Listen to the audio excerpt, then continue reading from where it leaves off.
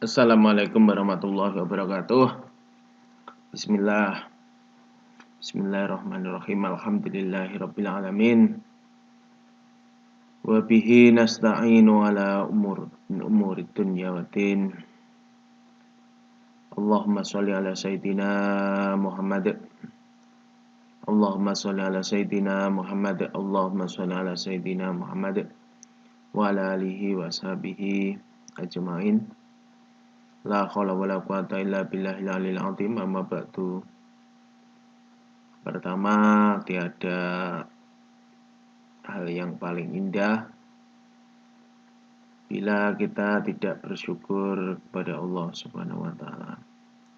Yaitu marilah kita mengucap alhamdulillahirabbil alamin.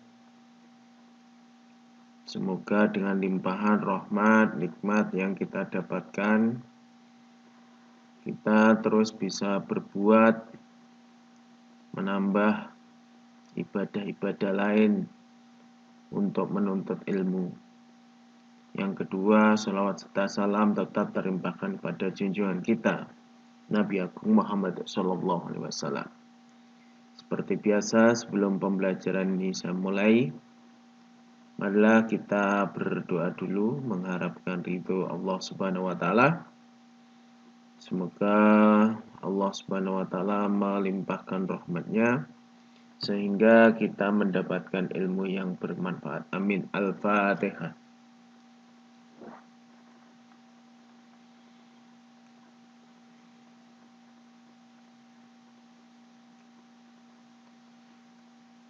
Untuk seri kali ini saya lanjutkan yaitu tentang meritokrasi in human resource management.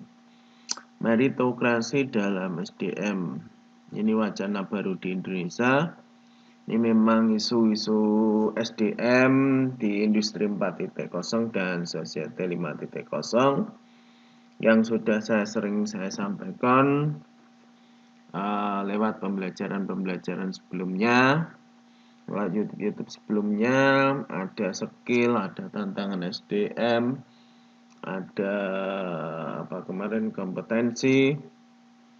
Terus semuanya adalah dalam rangka bingkaian isu SDM industri 4.0 dan society 5.0.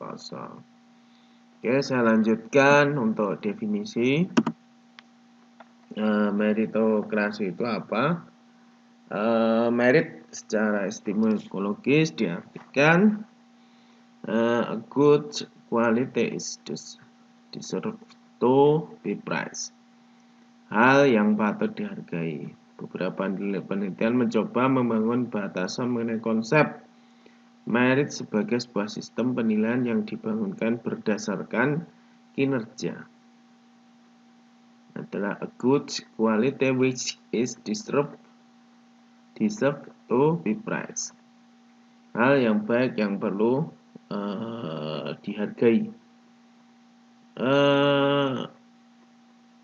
Sebenarnya manusia dalam organisasi tidak hanya sekedar sebagai suatu yang bersifat aktif, yang siap mengembangkan diri demi kelangsungan dan tujuan organisasi. Disinilah pentingnya manajemen SDM itu instrumen penting bagi birokrasi dalam mencapai berbagai tujuannya. Nah, di sektor publik, tanggung jawab besar birokrasi memberikan pelayanan kepada masyarakat gitu ya. Ini didukung oleh SDM yang profesional dan kompeten. Dalam konteks reformasi birokrasi seperti di Indonesia yang sedang digembar-gemborkan itu, meritokrasi birokrasi ini memang pilar perbaikan di samping aspek kelembagaan dan sistem. Nah, kita sering sudah ngomong tentang kelembagaan dan sistem. Sekarang inilah meritokrasi birokrasi. Ini seperti itu artinya ada pendapat lain bahwa sistem merit itu pengelolaan SDM didasarkan pada prestasi atau perilaku kerja pegawai yang baik. Dan ini pada akhirnya naik turunnya jabatan pada karyawan tersebut. Meritokrasi itu penerapan sistem penilaian yang mengutamakan penghargaan kepada orang yang telah mencapai hal-hal yang baik. Itulah meritokrasi. Ya, sekarang kita berlanjut metode rekrutmen pegawai dalam sistem merit. Metode general mental ability atau di Indonesia biasanya dikenal dengan tes potensi akademik. Ini sudah mulai dilaksanakan. Ini tentunya untuk mahasiswa yang sekarang lagi belajar menempuh perkuliahan, ini harus benar-benar disiapkan karena ke depan tantangan itu semakin berat dan semakin berat. Ini secara umum jika seseorang belum memiliki pengalaman kerja apapun, maka ukuran yang paling valid melihat kompetensinya adalah nilai general ability ini atau di Indonesia TPA. Ini diterapkan di semua jabatan. Biayanya pun juga relatif murah. Ini metode ini yang paling valid karena sudah umum ya digunakan. Ini digunakan secara umum daripada metode lainnya karena validitasnya tinggi. Sehingga ini merupakan metode yang paling utama untuk merekrut pegawai. 18 metode sebagai pelengkap itu nanti akan kita lihat satu persatu. Ya, ada 19 metode, 1 TPA itu, kemudian praktek kerja. Ini simulasi kerja bagi calon pegawai. Kemudian ini peserta tes apa yang harus dilakukan dalam pekerjaan baru atau telah dilatih untuk melaksanakan pekerjaan tersebut. Ini praktek.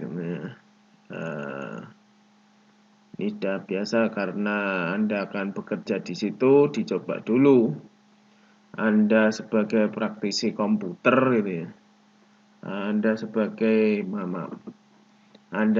praktisi komputer, ternyata Anda punya keahlian komputer, dicoba Microsoft Office-nya ternyata tidak jalan. Nulis di Microsoft Excel tidak bisa. Nah, ini integritas yang kedua. Pekerjaan yang menurut standar integritas dan etika tinggi. Ini bukan untuk mengukur kompetensi, tapi mengukur atau menilai pegawai mana yang paling tidak berisiko untuk melakukan pelanggaran pekerjaan. Ini pun juga penting ini. Apalagi di Indonesia, ini kan kaitannya dengan korupsi gitu ya.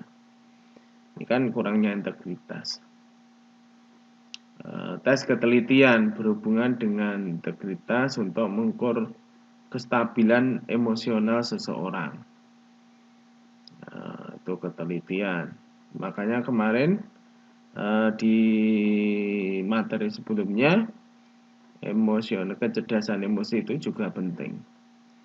Wawancara kerja terstruktur ini yang lagi heboh, baik terstruktur maupun tidak terstruktur. Menggali pemahaman peserta terhadap substansi. Kalau yang terstruktur ini diterapkan bagi pekerja baru yang tidak memiliki pengalaman. Pertanyaan-pertanyaannya yes, biasa ini. Mungkin sekedar kompetensi, potensi kinerja seseorang, pengalaman gitu ya. Bagaimana menggali pemahaman. Tidak struktur ini menyeluruh secara umum mengenai seseorang yang tidak terstruktur ini malah yang membahayakan. Bahkan wawancara itu kadang menggugurkan seseorang ketika proses rekrutmen. Ada wawancara yang itu wawancara sebagai pengalaman saya. Ini yang sangat membahayakan adalah ketika Anda ditanya bagaimana Anda ketika punya pengalaman mengalami sebuah kegagalan. Bagaimana cara Anda menghadapi sebuah kegagalan, kemudian bangkit dari sebuah kegagalan. Ini yang perlu Anda cermati. Uji prosedur. Oke, lanjut. Tes pemahaman kerja dengan ini metode nomor 2, tidak diterapkan bagi calon pegawai yang tidak berpengalaman kerja. Ini masih bisa diterapkan pada beberapa jenis pekerjaan yang fungsinya bersifat umum. Ini memahami pekerjaan ya, uji prosedur. Uji apakah mereka itu menguasai pekerjaan atau belum. Biasanya 6-8 bulan orang ini mampu bekerja atau tidak, mampu menyerap informasi pekerjaan secara menyeluruh atau tidak. Ini kelemahannya setelah cukup lama berinteraksi, pegawai ini bisa membangun hubungan ataupun interaksi dengan pegawai lain. Bisa pengawas meloloskan pegawai asalkan mereka telah memenuhi standar minimal. Ada. Ini uji prosedur penilaian rekan sejawat. Ya, penilaian dari teman-teman Anda sendiri. Ini tidak usah saya terangkan, tapi ada kalanya nanti ada kesepakatan itu tidak saling menjatuhkan, semisal seperti itu. Ini kelemahannya. Konsistensi perilaku. Metode ini pegawai yang telah memiliki riwayat pekerjaan. Ini riwayat pekerjaannya dilihat dulu, kemudian konsistensi perilakunya itu bagaimana. Semisal ini kok suka bekerja 5 bulan keluar, 6 bulan keluar, tidak pernah tidak pernah betah di sebuah perusahaan, ini kenapa? Semisal seperti itu. Wawancara kerja tidak struktur. Ini mengulang lagi. Analisis biografi. Analisis biografi ini riwayat pendidikan, riwayat pekerjaan, pengalaman organisasi, keluarga seseorang pegawai atau bukan. Ini bersifat umum ya. Dia apalagi kalau sekarang biografi itu bisa dilihat di media sosial seperti itu. Media sosial yang dimiliki oleh calon pegawai itu apa saja. Biasanya mencantumkan, kemudian nanti dilihat. Itu pun juga bisa kita lihat sebagai analisis perilaku kinerja dari karyawan atau calon pekerja. Kemudian assessment center. Ini butuh waktu juga 2 hari, 3 hari gitu, menjalani tes kepribadian wawancara kerja. Ini cocok ini untuk menengah dan tinggi. Gitu ya. Pelatihan dan pengalaman, dia sudah sejauh mana mengikuti pelatihan-pelatihan, pengalaman kerja. Ini dianalisa gitu ya. Lama menempuh pendidikan. Namun lama menempuh pendidikan ini pun kayak kontribusinya terhadap penilaian pekerjaan itu tidak signifikan gitu. Kemudian analisis minat. Apakah pegawai itu benar-benar berminat untuk bekerja di sebuah pekerjaan di perusahaan itu. Ini lebih ditentukan oleh potensi akademik ataupun ketekunannya ketika mereka bekerja. Itu bisa dilihat juga di analisa pengalaman kerja itu tadi. Ada juga analisis tulisan tangan. Ini juga apa itu dulu tes apa itu orang punya yang punya keahlian membaca tulisan tangan gitu ya. Tanda tangan itu kan juga bisa digunakan gitu. Itu apa ilmunya lupa saya. Kemudian analisa usia. Kriteria usia masih 9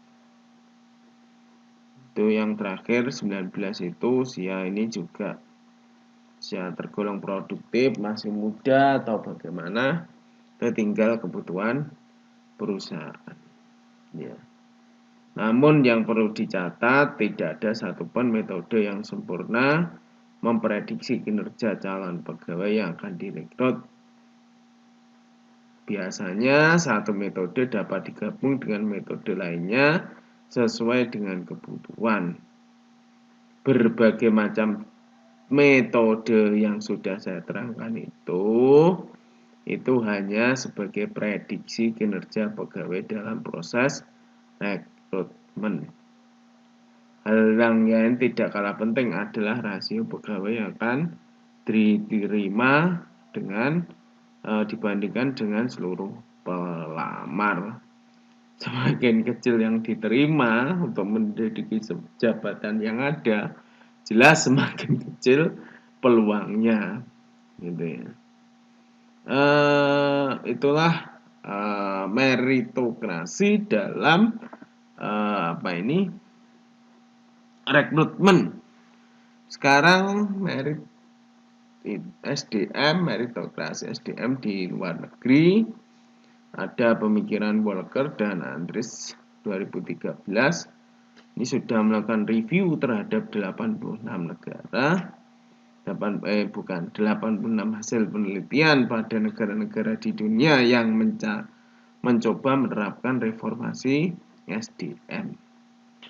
Menunjukkan bahwa inti dari reformasi birokrasi itu adalah penataan kembali ukuran atau besaran struktur organisasi. Ini yang sering disampaikan oleh presiden kita. Organisasi kita terlalu gemuk, pegawai kita terlalu banyak. Ini membebani APBN, seperti itu pernyataan. Ini perencanaan kepegawaiannya tidak jelas. Semisal seperti itu. Peningkatan kualitas manajemennya juga pun tidak terstruktur. Membuat sistem kerja dan karir yang dapat diprediksi dengan baik. Membuat birokrasi tanpa diskriminasi dan mengembangkan jaringan organisasi dengan yang lainnya. Itulah meritokrasi di luar negeri. Sesungguhnya merit dalam sistem birokrasi itu sudah dilakukan di Amerika Serikat itu sejak tahun 80-an gitu ya. Kita di Indonesia ini sungguh sudah ketinggalan. Di Amerika Serikat saja sudah tahun segitu, kita di tahun 2000 berapaan kemarin di 2002 yang barusan ini baru mendengungkan yang namanya meritokrasi. Jangan begitu, kajian-kajian pun dalam sebuah kajian akademik di bangku perkuliahan pun jarang menyampaikan meritokrasi SDM. Ya, SDM itu sebenarnya meritokrasi itu apa? Ini yang tantangan Anda sebagai seorang akademisi, seorang mahasiswa yang juga belajar, dan nanti tantangan Anda ke depan seperti tadi di awal itu sangat berat, gitu ya. Apun di sisa-sisa umur yang semakin menua, gitu ya, dunia ini semakin berat, tantangan semakin berat, ini pun juga harus melakukan meritokrasi terhadap diri saya sendiri, seperti itu. Seperti itulah meritokrasi di dalam SDM. Dan intinya kita harus berbenah kembali tentang ukuran atau besaran struktur organisasi. Ini kalau organisasinya terlalu besar, ini juga membuang-buang biaya Anda. Misal seperti ini, kejadian COVID-19 ini ternyata juga membuka mata bahwasanya pelayanan-pelayanan yang biasanya offline sekarang ternyata juga bisa dilakukan secara online. Orang-orang yang biasa digunakan seperti itu ternyata sekarang secara online itu pun juga bisa dilaksanakan. Artinya pegawai yang sudah semestinya bisa digeser kepada organisasi pemerintahan yang lain. Seperti kemarin kabar yang berhembus, ada 18 organisasi yang sudah sudah dialihkan pegawainya. Ini adalah dalam rangka meritokrasi. Sehingga nanti ke depan perekrutan pegawai negeri misalnya, ataupun perekrutan pegawai pemerintah dengan perjanjian kerja, itu sangat sedikit karena sudah ada 18 lembaga negara yang sudah dilebur ke berbagai fungsi, berbagai tempat. Inilah tantangan-tantangan Anda, tantangan-tantangan kita, bahwasanya sekarang di organisasi itu sudah melakukan merit. Ya, kita harus sebagai mahasiswa, kita harus berpikir ulang dengan proses merit ini apa yang harus Anda lakukan. Terima kasih, seperti itu penjelasan saya yang sangat sederhana tentang meritokrasi SDM. Sudah saya sampaikan, semoga ini memotivasi saya sendiri sebagai self motivation. Kemudian kalau ada yang benarkan, semoga menjadi sebuah motivasi bagi Anda, karena bagaimanapun juga perbankan mahasiswa-mahasiswa ini tidak hanya jurusan Anda saja yang tidak kecil, tapi juga besar. Banyak tantangan-tantangan Anda, banyak kompetitor-kompetitor di luar sana yang lebih pandai, sehingga kalau organisasinya sudah benar-benar merit, ini Anda akan tersisihkan. Allahu a'lamu bishawab. Mohon maaf sebesar-besarnya. Semoga kita mendapatkan hidayah dari Allah Subhanahu wa taala. Wassalamualaikum warahmatullahi wabarakatuh.